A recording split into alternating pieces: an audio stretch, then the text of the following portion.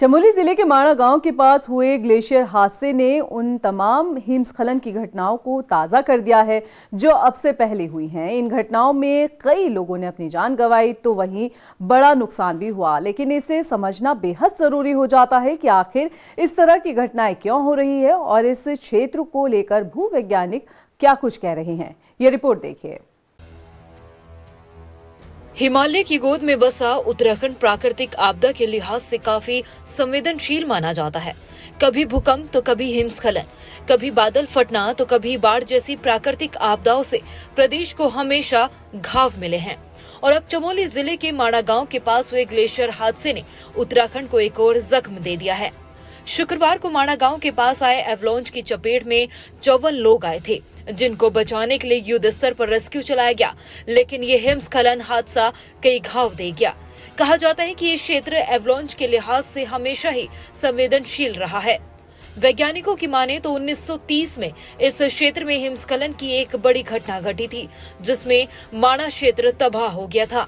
साल 2003 में भी इस क्षेत्र में एक भीषण एवलांच आया, जिसकी चपेट में बद्रीनाथ मंदिर क्षेत्र से बामणी गांव के बीच एक बड़ा इलाका आया था, जिससे काफी नुकसान पहुंचा। इस घटना के दौरान अलकनंदा नदी के बाएं छोर पर मौजूद नर पर्वत की तरफ से एवलांच के साथ रॉक्स और बोल्डर टूटकर नीचे मौजूद बस अड्डे तक पहुंचे थे।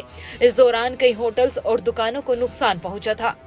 2003 में एक बार ऐसी एक बहुत बड़ी आपदा आई थी, एवलांचेस आए थे, जिसमें बद्रीनाथ से जो मंदिर क्षेत्र है और वहाँ से और बामणी गांव, इसके बीच का काफ़ी इलाका बर्फ़ से जो है ग्लेशियर एवलांच से दब गया था और टूट भी गया था।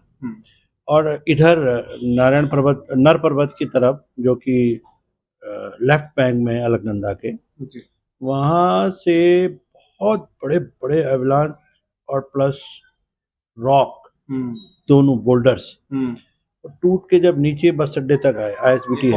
कब की बात है? ये 2003 की बात है। 2003। और ये जब टूटा तो वहाँ के बड़े होटल्स, दुकानें सब टूट गई थी, काफी टूटी थी। अच्छा। और आप अगर कभी बद्रीनाथ गए होंगे तो बद्रीनाथ का जो मंदिर जाने का पुराना मार्ग था, वो उससे ऊपर कुछ भी नहीं होता था, राइट हैंड पे। अच्छा। जहाँ आज हेलीपैड और बड़े बड़े होटल्स बन चुके हैं। अच्छा। इसके साथ ही शोधकर्ता बताते हैं कि चमोली में हैवी एवलांच ग्लेशियर है, जो बद्रीनाथ जाते हुए मार्ग को 8 जगहों पर बाधित करते हैं। इसके अलावा बद्रीनाथ से आगे माणा की तरफ जाने पर अलग अलग जगहों पर एवलांच पॉइंट्स है। सर्वे में मैपिंग के दौरान ही इन सभी ग्लेशियर और एवलांच का जिक्र किया गया था और बताया गया था कि कहां-कहां पर सतर्कता बरतने की जरूरत है। बावजूद इसके लगातार लापरवाही बरती गई, जिसका आज खामियाजा भुगतना पड़ रहा है। हम लोग गए, 15 दिन पूरा उसका सर्वे किया, मैप किया, पूरा डिटेल जियोलॉजिकल मैपिंग, वहाँ की भूगर्भीय परिस्थितियाँ और कहाँ कहाँ क्या क्या प्रोबेबिलिटी है, potential slide zone, potential avalanche routes, और वहाँ की जितने भी प्राकृतिक प्रक्रियाएं होती है उनको समझते हुए एक हमने विस्तार से रिपोर्ट उत्तराखंड सरकार को दी थी। उसके अलावा जब हम बद्रीनाथ से और वहाँ माणा की तरफ जाते हैं तो 4 या 5 जगह पे बहुत बड़े बड़े एवलांच शूट आते हैं। अच्छा। जब उसकी हमने मैपिंग करी तो हमने पूरा डिटेल मैप उनको दिया कि ये इलाका बहुत सेंसिटिव है। अच्छा। यहाँ बड़े बड़े एवलांच, रॉक फॉल्स ये होते हैं, तो लिहाजा भविष्य में यहाँ इस तरह का कोई निर्माण नहीं होना चाहिए। अनफॉर्चुनेटली कालांतर में हर जगह आप देख रहे हैं कि सब नाले खाले कब्जाए जा रहे हैं, तो वो इलाका भी आज बड़े बड़े होटल, 5 स्टार होटल बन चुके हैं। आपको यहाँ ये भी समझा देते हैं कि एवलांच मोटे तौर पर 2 तरह के होते हैं। पहला स्नो एवलांच और दूसरा स्लैब एवलांच। वैज्ञानिकों की माने तो हिमालय क्षेत्र में आने वाले स्नो एवलांच में ढीली बर्फ, पानी और हवा का मिश्रण होता है। इसका साउंड और वेग भी काफी ज्यादा होता है। सामान्य तौर पर ये धुआं सा दिखता है। स्नो एवलांच कम नुकसान पहुंचाता है। वहीं स्लैब एवलांच को बेहद ही विनाशकारी बताया गया है। स्लैब एवलांच पूरी तरह से एक बर्फ का ब्लॉक या चट्टान होता है, जो दबाव बढ़ने या फिर किसी भी तरह की जियोलॉजिकल हलचल की वजह से नीचे की तरफ गिरता है।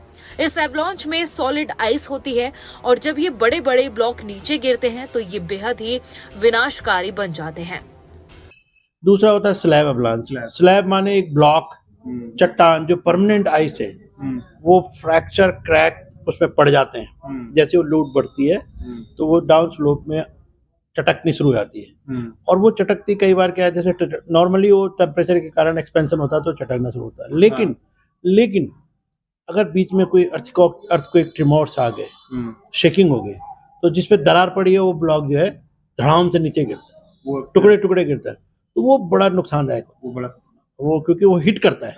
जो सर ये यहाँ पे आया, ये किस तरह का? ये तो लूज एंड स्नो एवलांच है। हाँ, ठीक है ना।